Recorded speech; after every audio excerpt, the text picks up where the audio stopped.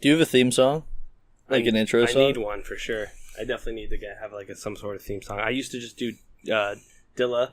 Yeah. Is it So Far to Go or So Far? I remember you used to have that on your radio show. Yeah, you inspired me definitely to like you were the one that got me into Dilla. Dude, I don't think I've ever listened to Dilla before your radio show. Dude, I'm glad we started the show this way. For sure. Are we starting it? Well, I guess now we must have to start it because cool. that was not it was a very raw start for sure. But I'll do a quick intro now. Yeah. Now that we've officially started. You already know it's Hip Hop Made Me Do It. DJ Toasty Z. We are out in Brooklyn, chilling on the patio. We got some coffee. It's all good vibes right here. Cheers. I'm with the one and only John Hollowitz. And a lot of you probably don't know who John Hollowitz is. No way. So let me do a quick intro. He's actually he's instrumental to hit the Hip Hop Made Me Do It. Who knows if I would have started Hip Hop Made Me Do It if it wasn't for John, actually, because he actually trained me as a WMOA DJ and got me into college radio. He used to run Beatspill radio on WMOA. Not alone, though. With Miles. Yeah, Miles Powell now lives in Austin. That's fire. That's fire. Yeah, and, you guys trained me and, showed me the ropes. And at that time, you were, like, one of the few hip-hop shows on WMA. I think it was you and Trigger Radio, which, There were a lot of interviews, too. Yeah. We were the more music one. Because we also didn't like to talk that much. Yeah. We used to have our friends and family be like, you guys should talk more. But we didn't really enjoy it. I'm not a huge fan of my own voice, and I don't think Miles is either. So it used to be, we try to keep it to a minimum and just do our, like, whatever the minimum requirements were as far as PSAs and stuff like that. Oh, for sure. For sure. I know I used to not be into talking, and then I kind of realized, like, I would never even, like, say, like, the phone number, because I was like, I felt awkward, like, having people call in. And then I had a guest come on, and they're like, we said it, and, like, we had calls coming in. And I just remember it was just being, like, so much more fun because, like, I don't know, you get people engaged, and you realize, like, people are actually listening. Because it's, like, the more you put out that phone number, the more calls you get. And otherwise, unless someone knows WMOA and knows the number, they're not necessarily going to call in. They could call them right now. 413-545-3691. I still got it, right? Yeah. I mean, we won't answer because we're not there. Yeah, call them. And who knows? They might be on automation right now. Yeah. Yeah, I always thought it was super dope what you guys were doing because you were one of only two, like I said, two real hip-hop stations or hip-hop shows on the station. And I think part of that reason why is, like, most people didn't want to put in the effort to, like, edit their music. That was a huge thing about it. Yeah, I think a lot of people were just like, they would get a show and then they would just start playing music with cursing and then they would get in trouble and, kicked off. Like, it wouldn't last very long.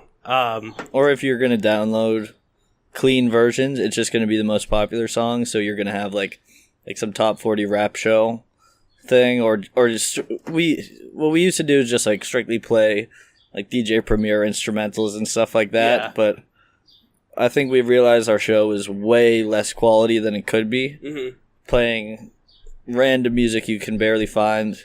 When you find old rap on YouTube and it's just a still of the 45? Yeah. You can't find clean versions of that usually, unless like those 45s usually had clean versions on them, but that wasn't the version that someone would bother to upload to radio.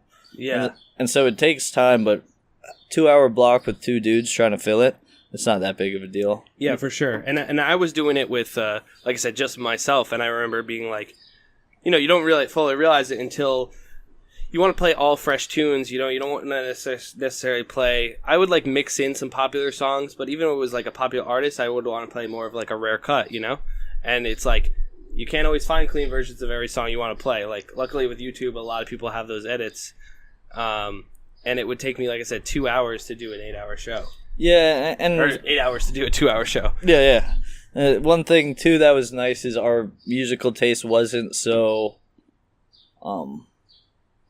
It was more like artists like Dilla, yeah, Tribe, Common, and those dudes don't really cuss too much in their songs. Yeah, like, for sure. For sure. So it's kind of like going through and picking out a few, but there's some music that, especially with like the limited skills we had because we were just trying to figure it out. If you keep having reversing swears like every time, because it also depends where the drum beat falls in the word. Mm-hmm. If it's right in the middle of the word, you can reverse it and there's no problems. Yeah.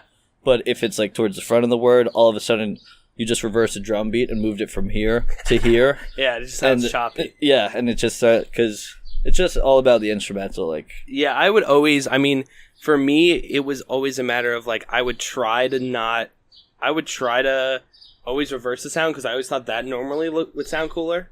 And then because like whenever you hear a ton of bleeps, it's like it can be a lot. But if you reverse the sound, it can be like pretty seamless. So like that was my go-to, was just so all the words backwards. Yeah, it was. Like, it's really interesting to like actually like sit there and listen to all these songs that you've edited for hours and reverse the sound. And sometimes I would add like it wasn't even a bleep. It was like this kind of like chirp as an effect because it was Miles almost did that like, one in Audacity. You're talking about. Yeah, it's like called it's like, chirp. Yeah. It's like almost like a. It's funny because sometimes it actually added to the song because it was like. Sometimes it feels good to like drop a bleep in there, but if you're bleeping everything, then we didn't really do bleeps, but we would do white noise too. Mm-hmm. And if you put a white noise with a fade out, it kind of makes a shh sound. Oh wow, yeah. So things like that, but sometimes, like Lil Wayne's "Let the Beat Build." Mm-hmm. You know how this is a family program. Can I swear on this? Yeah, of course. Yeah. You know how the line is "Let the beat build, bitch." Yeah. And he just keeps saying it over and over. Uh-huh. But he says "bitch" for a long time. When you stretch out when the word gets stretched out, and then that's what I find when you try to reverse a stretched out word, it would be like it would just be like it's so fucking yeah. Like so, what I did with that was white noise. So it was like "Let the beat build," shh, and I listened to it back. Or 50 Cent has a song off one of his early mixtapes. I think it's the Guess Who's Back mixtape called "Fuck You." Do you know that song? No, I don't know that one. And it just says fuck so much. Yeah. And I tried to make it work. Oh, we got some power tools. Oh, wow. Hopefully that won't be too much background noise. Yeah. Hey, whatever. We can't change it now. Live radio, right? Yeah, well, for I guess sure. It's not live, but, live to tape. Yeah, for sure. Speaking of which, just speaking of that song, that's where we got the title to our show. Beatspill? Yeah, we were trying to think of, like, just anything rap related that we could make a blog out of. Mm-hmm. We were thinking, what about Let the Beat Build? And then we said, what about Let the Beat Spill? Yeah. And it was actually my buddy Gabe from Arlington, Gabe Salzer, who me and Miles are from the same town. Yeah. We originally it was a blog before we had the radio show. Yeah, for sure. I do remember that. And also Trevor Donahue was a part of that, who was also a UMass dude. And crazy thing about that is... So we're Beatspill, like Beatspill. Yeah. Can you hear me over that? Yeah. I think we'll be good. It might just be some like light background noise. Yeah. It's always like the imperfections that makes everything more memorable. I don't think he usually does this. So. But so, anyways, Dr. Dre dropped his new speaker, the Beatspill. Yeah, I remember the story. I told you this. Yeah, but tell it because I was going to ask you about it. So pretty much. We had Beatspill.com, and he was trying to get Beatspill.com. And so there was some big award show, and it was the first time they premiered it. Yeah. And, I'll just wait for it. Can you hear me in the monitor? Yeah, I can hear you. Okay. Yeah. So the first, we used to get like a few hundred views a day. Just from people Googling individual songs, like random songs. Yeah. And that award show, I can't remember what it was. It was like the VMAs or something. And they put up the Beatspill commercial. Mm-hmm. It's like, I think like Eminem was in it. They had like these little characters. And if you look at the bottom, it says beatspills.com. And it's Beatspill in white, and then the S is in red.com. So a bunch of people like went beatspill.com thinking it was yours? Exactly, yeah. And then like one of the things I'm not that proud. One of the things I'm not that proud of. Yeah. But it was a little money-making scheme because we were super poor at the time, was the next time a big award show came around, we tried to, like disguise our site as, like, a Beatspill, like, actual site. Like, we put the pictures up and click here, like, or whatever. Because with Amazon, like, if people go in and buy shit through Amazon, if they click it through your site, you get, like, I don't know, 5 cents or something. Mm-hmm. So you're like, whoa, if we get the same numbers, and if people just are trying to buy it and then come through, and for what they must, like, mess with AdWords or whatever. And we got no views that time around. They figured it out, the algorithms of search or whatever. Yeah. So, served us right, though, because it was kind of like a trash thing to do to... Yeah, well, like the early days of the internet. What year is this, by the way? This must have been like 2012 or 13. I think. So yeah, like, well, I felt like 2008, for instance, or like there was like a time frame where blogs were kind of so dominant as far as like curating, and it was like you could actually make some money like putting up blog, and it's like definitely, there was like, there was tricks to the game. I always thought, I remember that story, but I thought the story was that Dr. Dre tried to buy the URL from you guys. We were like talking to people from Apple. Mm-hmm. From Apple. That's owned by Apple, right? Now it is, at least, yeah. So maybe we were talking to them on LinkedIn, and they were just like sending us to people, and it was just dead ends. And I think after a while they just realized they were going to sell that shit anyways. Like they didn't need our thing at all. Yeah, they're like, we don't need it. Yeah. No. That's funny. So okay, I thought it was that they were trying to buy it, or you had some kind of deal with them with I know, like I said, you said the Amazon link. So I know that there was an ad, because I remember going on the site. I think there was an ad, like I said, the Beatspill ad on there. Yeah. So it's like if you click on it, it brings you. I mean, honestly, it still brings them to Amazon though, right? And they still like where they want. Okay, so it's like it's not like you're like tricking them. It's just like they just click on it because they want to buy it, and then you like happen to. It's not like you're hurting. They're not losing money. It felt ethically lame though to like do something that was so that we started the blog just to like share music with each other. Yeah.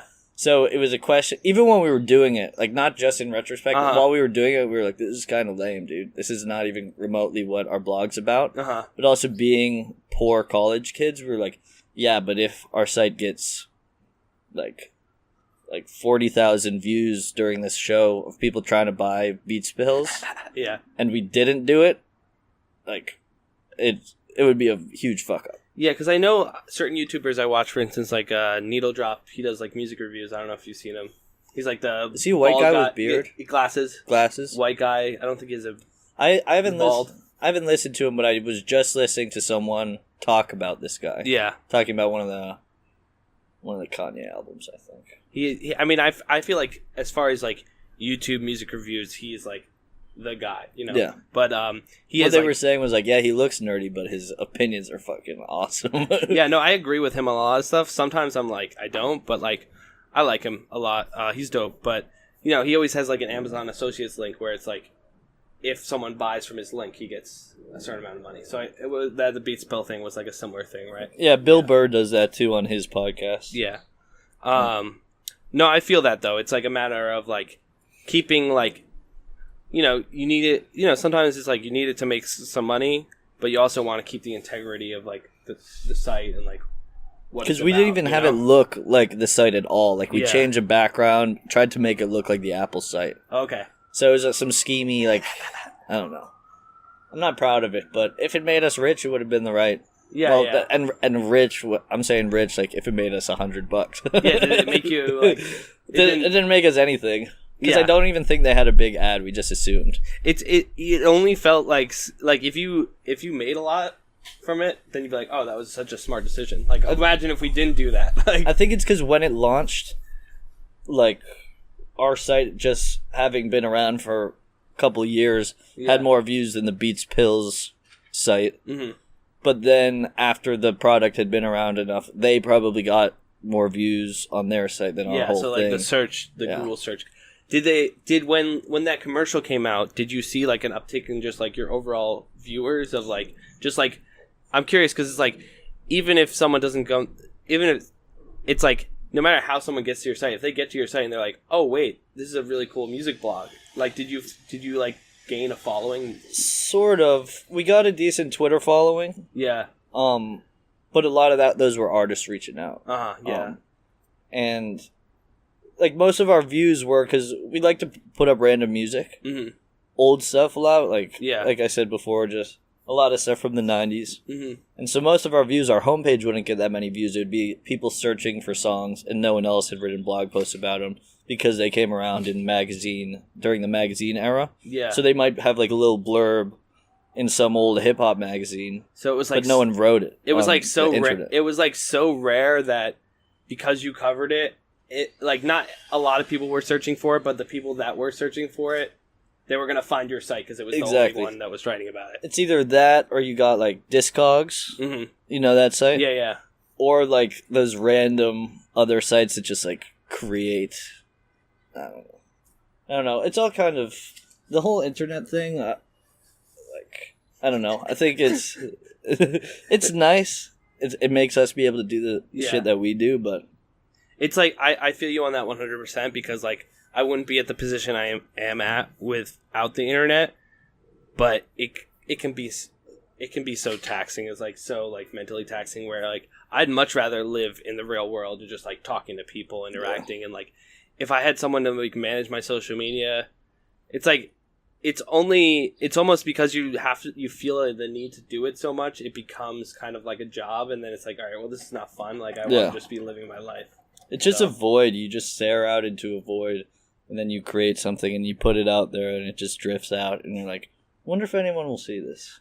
If I didn't, if I wasn't like doing the hip hop stuff and like trying to like build an audience, I probably would not be on. I mean, I'd be on social media, but I wouldn't go on it unless like that much because my personal accounts I don't really go on. Yeah. Because I rarely have like, oh, this is something I need to share with the world, you know?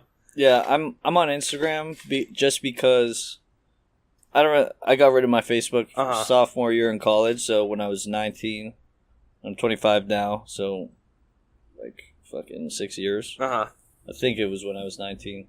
And now I have to still do social media because I'd be at a gig and I'd be telling people I was a video editor, and they would ask me for their Instagram, and I'd say I didn't have it, and it was just, you could see the light go out in their eyes. They're like, okay, I mean, nothing's going to happen from this. Yeah. It's just one of those, like, it's like a badge or something. It's so crazy. It is crazy because it's like, nowadays, if you are a photographer or a videographer, like, you need to be on Instagram because it's like, that's the equivalent of a, like, portfolio. Or, like, something where, in an instant, if you meet someone, they're going to, like, look up your Instagram, and they're like, all right, it's either fire or it isn't. So it's like, instead of, like, you're not going to have, like, a portfolio to hand everyone you meet. Yeah. So it's like...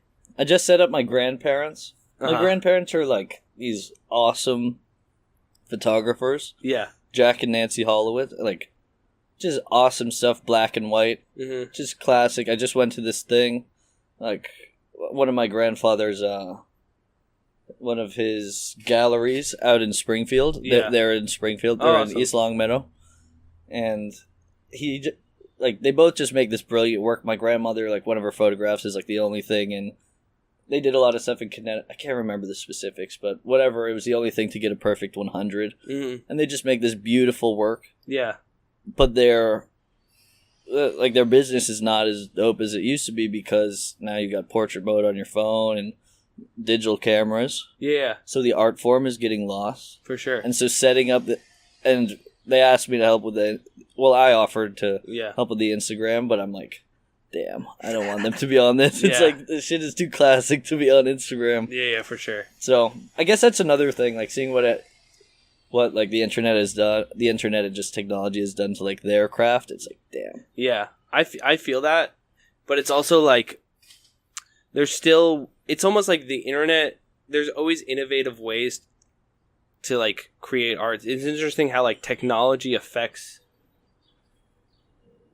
Things change, like... It's, like, almost the medium... I took a communications course, and it's, like, the medium we're viewing, stuff on affects the actual content. So it's, like, the fact that, like, we have a phone that's shaped vertically, now, like, people are... coming out with ways to show vertical video, and it's like, or like Instagram TV just came out, which is like just for vertical video, and it's like, then people are going to start making vertical videos. Yeah. So it's like, it's interesting how the technology will change the art. Also our perception naturally. Of it. our perception of the art. I've been listening to stuff about Egypt recently and how brilliant that stuff used to be. And they were using stone, and obviously, like, we just have, like, technological bias. Yeah. And I think, like, a lot of the things they were doing, obviously we could do, like, incredible. I don't know enough about Egypt to speak about it. Really. I'm just sounding dumb right now, I think. That's fine. But the main example that comes to my mind is looking at old World War One photographs of, like, this old technology and looking at it on kind of a grainy black and white picture affects how the level I think that technology's at. Yeah. Yet anytime I sit in a plane, I'm like, holy shit, how'd they get this thing off the ground? But they've been doing it for decades. Yeah, for sure. Or sports, too. Like, we talk shit about, like, Bill Russell's era, like, oh, it's a different league. Yeah, it's like corny. It looks corny on like the old film and stuff like that. They look like they're not, But if they had super slow-mo, high-def Bill Russell posterizing someone, they would look crazy, yeah. It's just... Well, I feel like it's a combination of that and like the whole like short shorts and like, it's like... I know. Let's see. Oh, but the thing I wanted to say at the beginning... Yeah. When you brought up the Dilla stuff, Go. is he is such an epic person in my life. Just totally changed my life when I remember I was a sophomore. I was up in Chadbourne at UMass in Central. This dude showed me. I actually thought Illa J was Dilla at first because I saw the Won't Do video. And Illa J fills in because it's posthumous. Posthumous? Is that how you say that word? Posthumous. Postmortem. Or is that what you're talking about? It's like a posthumous release, whatever. After Dilla was dead, the video came Postmortem, I think. Unless postmortem is like the report on like a dead person. No, I thought postmortem was like anything that comes out after someone's dies. Like maybe, I don't know. You might be right. Latin words. It's just Latin words. They're like close. They're close. Regardless. And I just remember it blew my mind, totally changed everything, inspired me to start making music eventually. At first I was in too much awe to even try. Yeah. I've had 2 cool experiences out here, living here now, where I've gotten to meet his brother, Illa J. His name is John Yancey, and Maureen Yancey, his mom. I met them separately, one at a Dilla tribute over at this place, Brooklyn Bowl. Have you ever heard of that? It sounds familiar, definitely. They do dope shows. There. I got to meet him after he performed to just say what's up and say thanks. And then up at the Lincoln Center... you know who Miguel Atwood Ferguson is? No, I don't. He conducts an orchestra that does Dilla, like, inspired music and covers and stuff like that. That's sick. And I got to meet her after, and I hugged her, and I like almost cried. I was like, "You have no idea, like, how much your son, like." Yeah. And then it was crazy because I got she was very nice and sweet, but like. You were like too extra. She was like, this is a lot. No, not even really. I was low key. I was proud of how relative to what I wanted to say and how I wanted to express myself, it wasn't that bad. It wasn't, but I could tell that I was just another one of like the thousands of people who must have done that to her. Yeah, for sure. And what I mean, because like you were the first one that actually exposed me to Dilla, and like then I made a CD of like 5 Dilla instrumentals, and like when my goal was always to be like at first I was like every week I'm gonna have a new like producer and I'm gonna talk over those beats, and it's like after a while I'm like, all right, go back to the 5 Dilla songs. So like I had a CD of 5 Dilla tracks where I'm like, and like I think it's So Far to Go or So Far Gone, I don't remember. So Far to Go. Yeah. And I would play that instrumental, and that was like always like the intro, and then it's so nice. Go-to, yeah. Yeah, the intro for our song that we cut together. I'm not always positive about the titles of his songs because have you ever listened to the NPR podcast about how they found all his music in the storage unit? No, but you should all look up J Dilla Lost Scrolls NPR. It's a story of how they found his music after someone sold off the storage unit that he like. Essentially, what he did is, and I'm paraphrasing. The story's crazy. Yeah. They found like a bunch of his music hidden, like recorded in the middle of tapes. So they like listened back through tapes and find like Dilla like just recorded a beat because you could write over tapes back in the day. Yeah. So he had his music embedded in just random cassettes. So it was just a treasure hunt. Wow. Wait, where were we going with that? I was gonna ask you, like, we were just talking about Dilla. So I was gonna ask you, like, because you were the first one that really exposed me to Dilla, and I was gonna ask you, like, what is it about it? Because especially like a lot of people that are younger, like my generation, it's like you have to go back and listen to a lot of these artists. So what was it about Dilla that like was so emotional for you and like so meaningful to you? His music is just so. I think the big four rather, are Pete Rock, DJ Premier, Dr. Dre, and Dilla. And Pete Rock, you can see Dilla is just like an evolved form of Pete Rock. Yeah. Pete Rock is amazing, but Pete Rock has like this soul to his music that Premier kind of has, but again, like I have the utmost respect, but he has a very specific craft. For sure. It's just like the chops, boom bap thing. And that is way too... I mean, in no way any disrespect to DJ Premier. I was actually supposed to see him. His dad's actually not doing good, so the show got canceled, so I hope he's doing all right. My friend Richie Beans, he's out of Queens. He's an artist. He actually did a show with him. Are you serious? Yeah. Dude, that is nasty. What part of Queens is that dude from? I couldn't tell you. I just remember I did do an interview with him at his house, but I don't remember what part of Queens. Yeah, I live in Woodside now, so... Okay. All right. Well, I could definitely hook you guys up. Yeah, let me know. He's a dope dude. What were we talking about? Premiere and like the Dilla. And... It's so easy to get. There's so many different tracks to go down when I talk about this shit. No, I feel you, and that's the thing about a podcast. It's like a lot of times the tangents are where the real gems come out because it's like not planned and you just have a moment. And it's a balance of letting it go to the tangent, but like bringing it back to like the conversation too.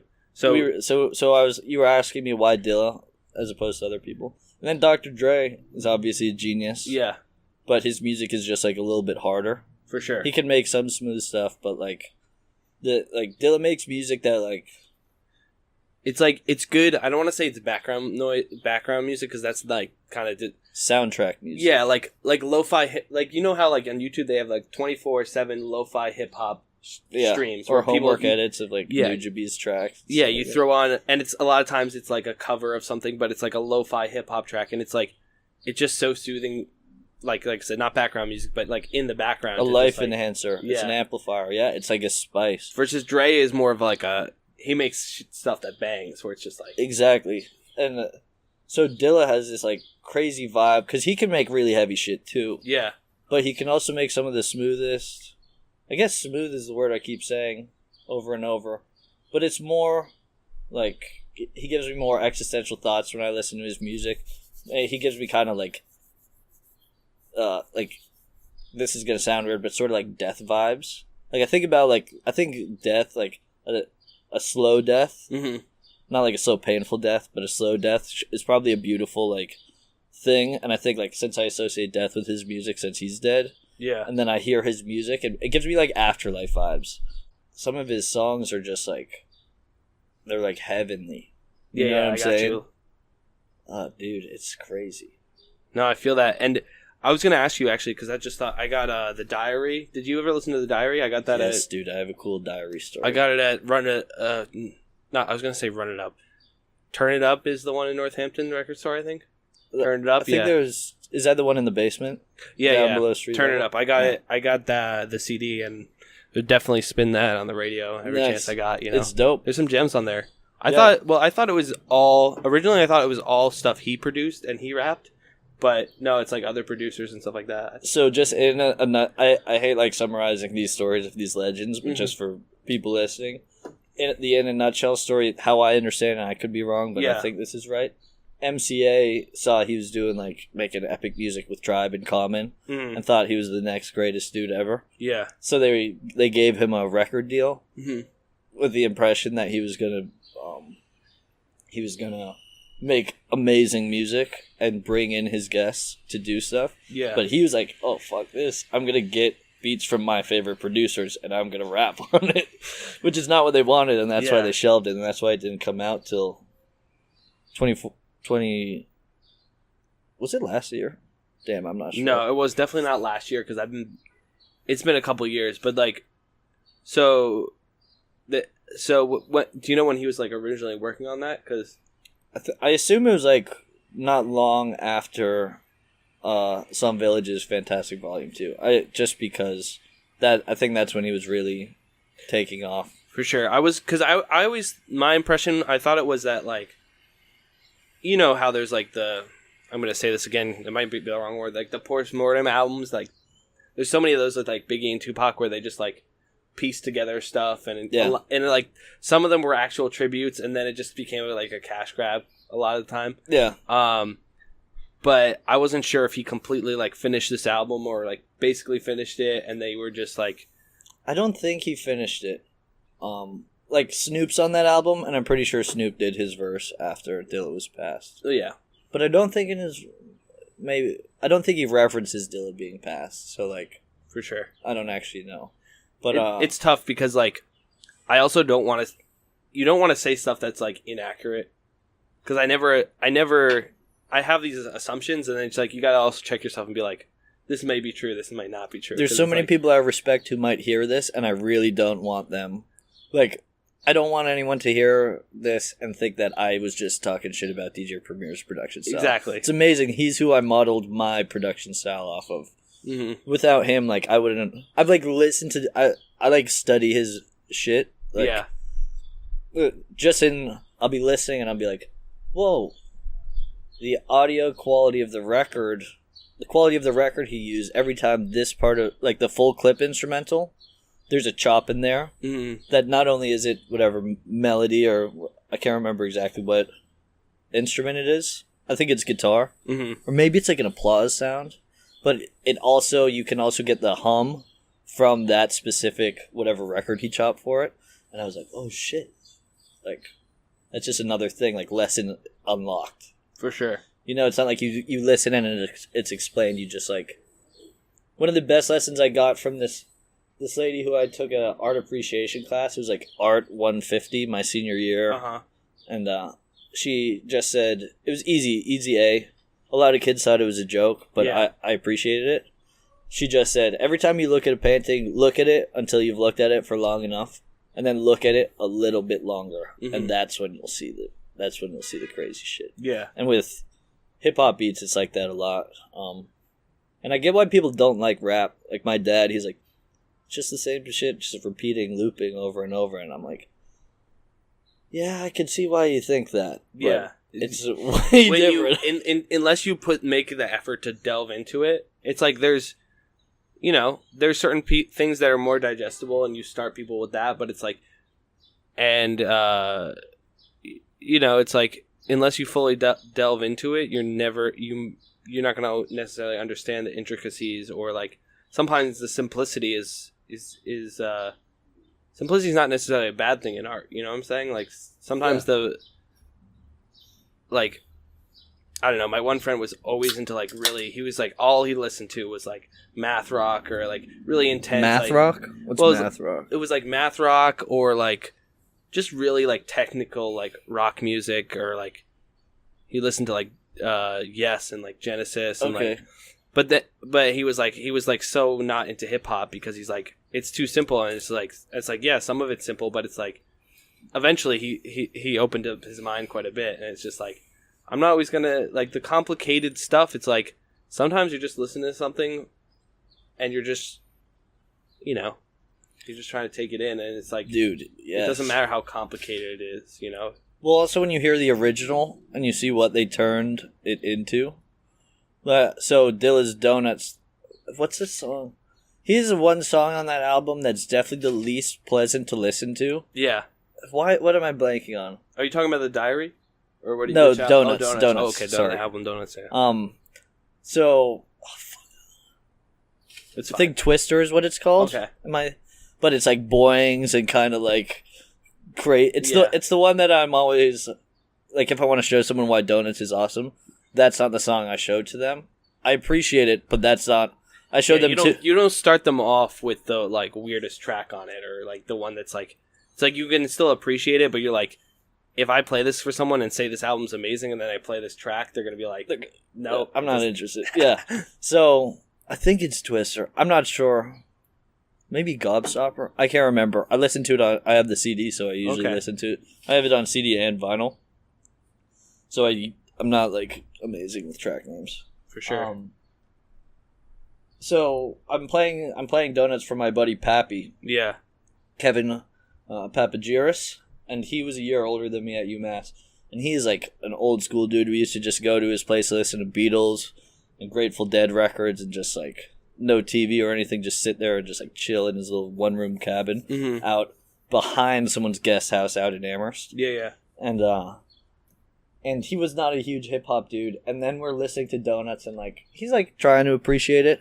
Yeah, for sure. But he just doesn't have the ear for it. Then that song, Twister, I'm just gonna call it, okay, comes on, and he's like, "Holy shit, man! This samples a spaghetti western that I saw when I was a kid." And his mind was so blown how it was chopped up. Like, he recognized it, and like it made like that song made the connection for him. Yeah.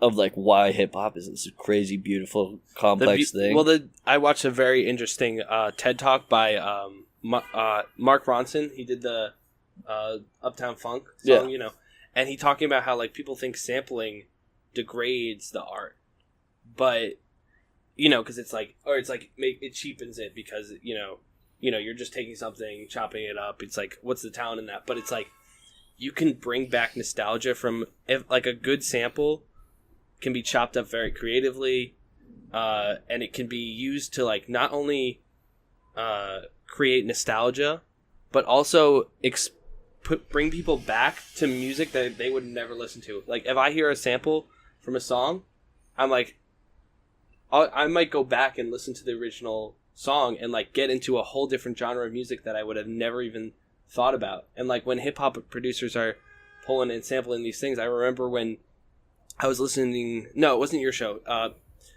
Age of Exploration. I don't know if he was doing his show at the time. Pete McQuillan, I think his last name is. He would play the original like samples, and like a lot of old jazz and funk and all that. And I listened to his show, and I'd be like, "Wait, I recognize this," but I recognize the hip hop version of the song. Like that's so like when I listen to music with my uncles. The original and it's like always a crazy feeling to be like, "Oh, this is the original song," and and comparing the two, And even audio quality. There's Dilla has this. Do you know the song Love Jones off the Shining album? I think the Shining was the first album after he died. I'm not gonna pretend like I know. I'm like, it's fine, dude. He has so much shit. So he had. Is it Love Jones I'm thinking of? Or maybe it was just something I got off one of the beat tapes. Mm-hmm. Like, I torrented all this music. I've torrented two things in my life. Yeah.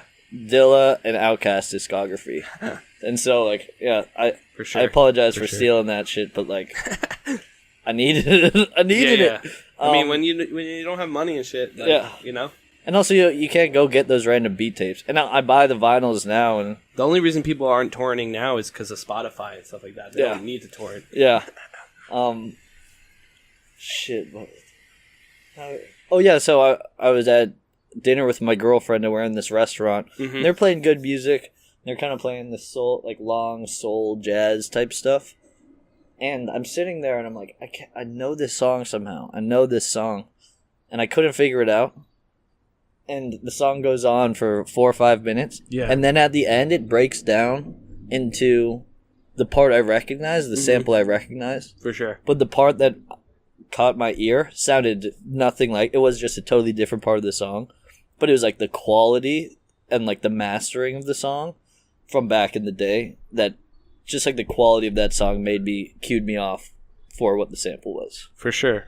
I another thing, I have a couple things I wanted to talk about. We're at about 40 minutes. Oh shit. I feel like we went fully in depth with Dilla. I remember you did the GZA interview, and I think that really opened me up to like what kind of opportunity college radio could be, and like WMA could be. Because at first I was like pretty much taking it easy, just like interviewing local artists, and or just like playing songs, interview local artists, taking it for fun.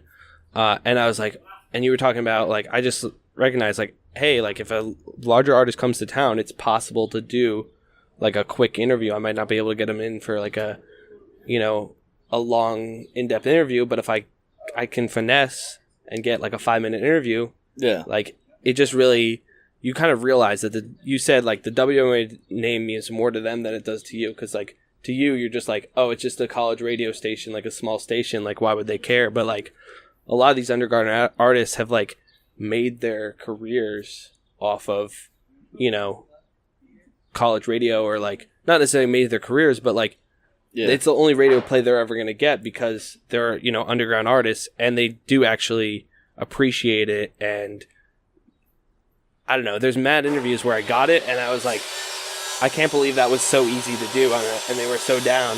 And you just remember like a lot of underground rappers are just like regular ass dudes that are so like down to earth because like, well, so it's sort of like a currency based thing if you're just creating shit that you like. So what we're doing is we're bringing cameras and mics and whatever, and we're going and we're trying to get content from them, and it's easy, it's free. Like what we're doing is free because we just want to do it, and what we're asking from them, we're just asking for them to speak. It's just free shit. It's like they have unlimited chips, pretty much, just wisdom, like the GZA thing. And then, or let's talk about smaller artists. Like a smaller artist can do the interview, and I did this interview for this dude Wells from North Carolina. And I was talking to him, and he was like, "Yeah, dude, this is the first radio interview we've ever done." And then like he gets to go, and even though probably no one listened to that interview, he gets to then go and be like, "Oh, I was on the radio." You know? It's like for smaller artists, it's more helpful to them. For bigger artists, it's like, can you spare 5 minutes? You know, and it's like, if they have the free time, and it's tough when an artist says no to me. I don't take it personally because it's like, you understand the touring lifestyle, and like, you know, they're exhausted after a show and stuff like that.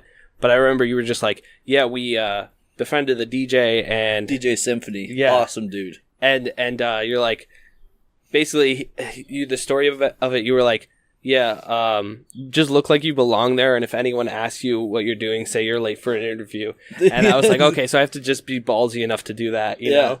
It was funny. So to get into that backstage, where GZA was, because this is Iron Horse, right?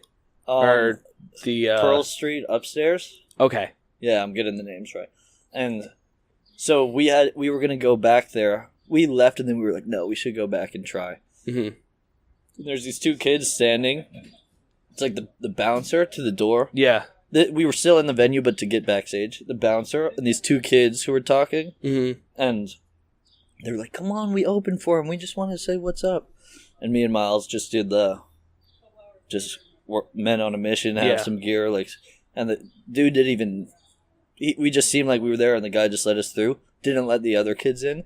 Well, because when you hesitate, it looks like you're, you know, not supposed to be there because you're not confident. When you walk in with like confidence and you have a camera, you know, and it's like people don't. That security guard doesn't care that much. Like no one cares that much. I think at Pearl Street they do give you. I feel like they definitely.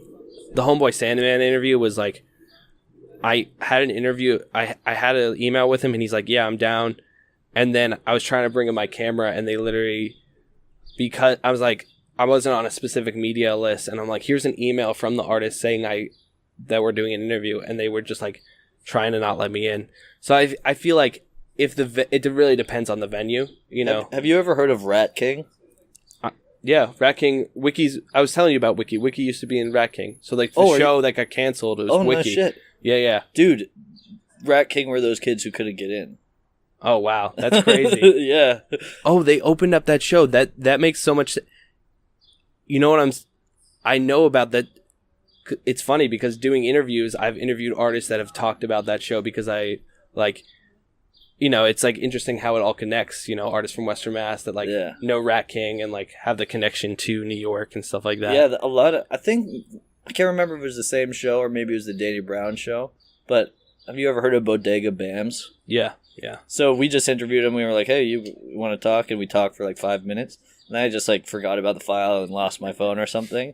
And then I just saw him like he has some, maybe he was on World Star or something. Yeah. Like that's pretty big. I was like, damn, I probably should have hung on to that interview. I don't know where it's at. Well, sometimes it's like you're trying to do one interview and, you know, the main guy might not be down, but like I was trying to interview John Wayne when he came to Greenfield, and that never happened.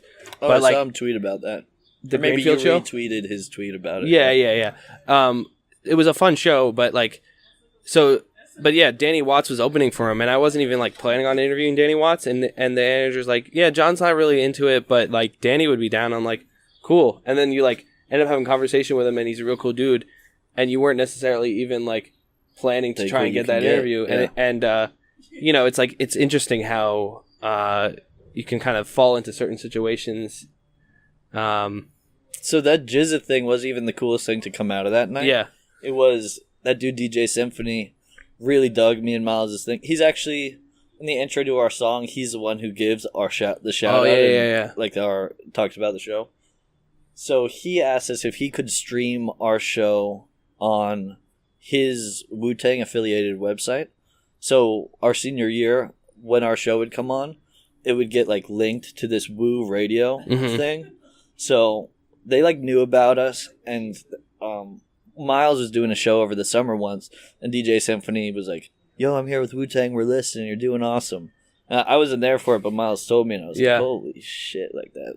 That's crazy. Wait, they called in and said that to No, to DJ him? Symphony like texted him. Oh, said, okay. hey, I'm with the guys and we're listening. And so Miles lives out in Austin, and so South by Southwest, he's right in the middle of it every year.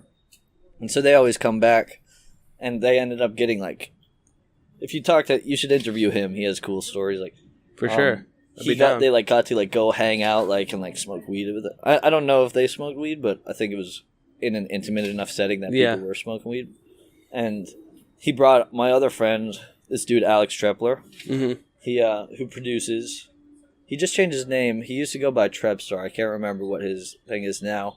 But they ended up talking, and I can't remember if he played his shit there or got information. And GZA put out this mixtape, and he got his beat rapped on by GZA on GZA's mixtape.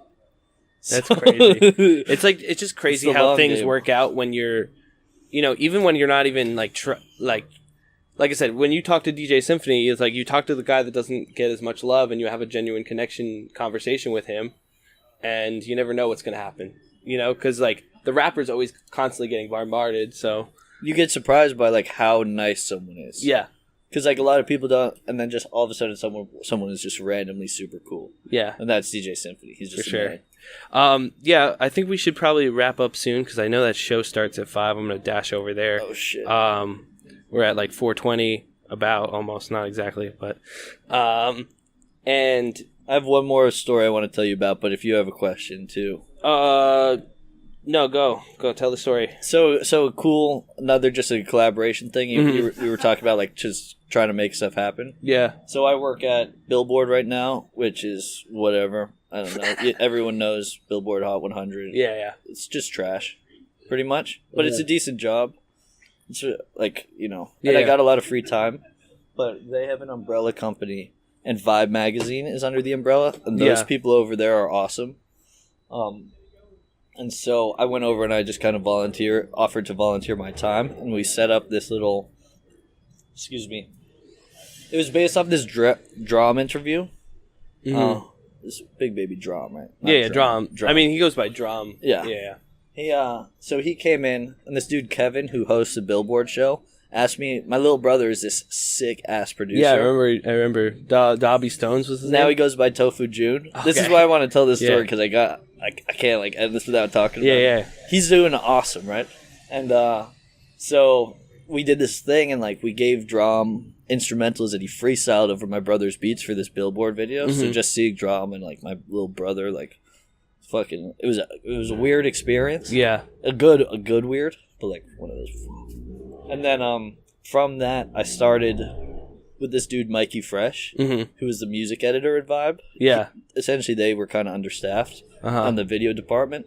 So me already being under the umbrella, whatever it's called, we started this little performance show where we get artists to come in and do a performance of their own, and then do a performance over one of our in-house beats to try to put out like a Vibe magazine mixtape or like that's sick. Yeah, compilation. But like the in-house producers are just my brother. So I'm essentially dude, you're just hooking them up. I'm getting these artists to come in and like perform one of their songs and then perform something, like take something they wrote a while ago and write over and rap over his beats. So some cool shit is happening with that. Like, you know who Master Ace is? Yeah, I interviewed him actually. Really? No shit. I feel really bad because I did that on very little sleep, and I kind of like, I feel like I fucked up a little bit, but For UMass? A lot of love. It was for UMass? For WMUA? Yeah. It's on YouTube, on the Hip Hop Made Me Do It YouTube Dope. channel. I gotta see it. Yeah, I didn't know you did that because I interviewed him over the phone, and then so I still had his phone number. I hit him up, see if he wanted to do a vibe thing. He didn't rap over Matt's beats because like an OG like that. Yeah. Just you can't just be giving out. Yeah, verses. for sure. But he still came in and we shot the video and everything. And this guy who was singing the hook on his song, he rapped on Matt's beats in a separate video, and it all goes back to like the blog in WMUA For sure. You know, Definitely. and just having talented people around. Yeah, for sure. I think that's a good place to end off. We're at about 50 minutes. Dude, it goes really fast. Yeah, dude, it did. I had some questions that I was like, all right, we can skip this or whatever. I wish we didn't have like the time constraint because I hate like thinking about, I have to be somewhere else, because you want to focus on the conversation and you don't want to like have to rush through it or whatever. We can do another one sometime too. Yeah, I'm about it. I know it took a while to coordinate this because I'm always like in New York, and it's like, you know, trying to coordinate with artists. You know how difficult it is to try and coordinate with artists. So dude. like, thanks for doing it. And I mean, of course, like, anything that's WMUA related, like their whole, like that thing just changed my life so nice. For sure. The funny thing is, me and Miles didn't even finish our training. We were supposed to do our hours and everything. For sure. And we never got it. And then we said, we'll come back in the summer. And then the next semester came around and they're like, are you coming in for your show? We were like, oh shit, we didn't know we got one. So we weren't even trained for that. And then we got to teach you, and we didn't even teach you the real shit. And look at you now, you're doing podcasts. I mean, I train people too, and you know, I skip over some stuff, definitely. It was like, oh, okay, make sure the station's clean. It's like, all right, it looks clean to me. Like, yeah. All right. Once again, Hip Hop Made Me Do It. DJ Toasty Z. We're with John Hollowitz. You know how it goes.